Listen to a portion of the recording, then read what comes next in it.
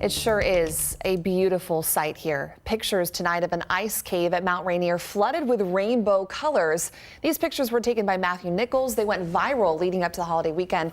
But a warning for you. The park says do not try to see these rainbow caves in person. That's because the snow and ice that make the cave are melting and very unstable.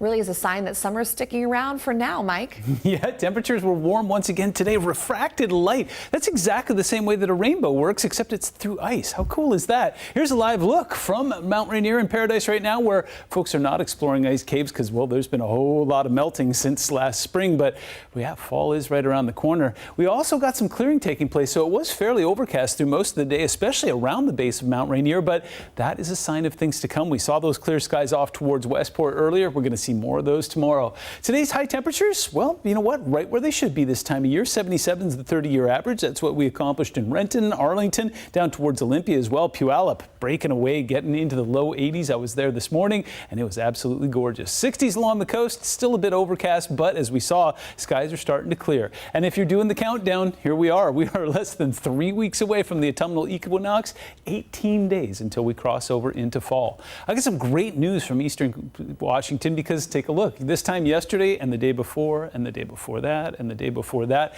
there was a whole lot of haze here. In fact, the mountains were just silhouettes from our camera. Now starting to see some clearing taking place courtesy of that onshore flow. In fact, as we go over the next 24 to 48 hours, we'll continue to see that onshore flow take most of that haze and push it away from us. Unfortunately, again, for our friends in Idaho and portions of Montana, air quality is not great. But overall, the Pacific Northwest is starting to clear out nicely, despite the fact that we still have some active wildfires both along the border and up into British Columbia. Taking a look, yes, the air quality warning that was in place yesterday has now been allowed to expire, and you can clearly see why. We do have one thing going on, and again, I'm keeping a close eye on that area. Obviously, Whidbey's here, but small craft advisory in place. We are seeing some winds that are getting up to about 15 and 25 knots. That'll be until about 11 p.m. tonight, so seas are rough there, and there could be some crosswinds. We're going to continue to keep a close eye on that. Taking a look at winds in general, though, they look like they're fairly decent there, aside from those occasional gusts. We're keeping everything under about 15 miles an hour in most spots. Temperatures across the region tomorrow, well, they are going to be very similar to what we saw today,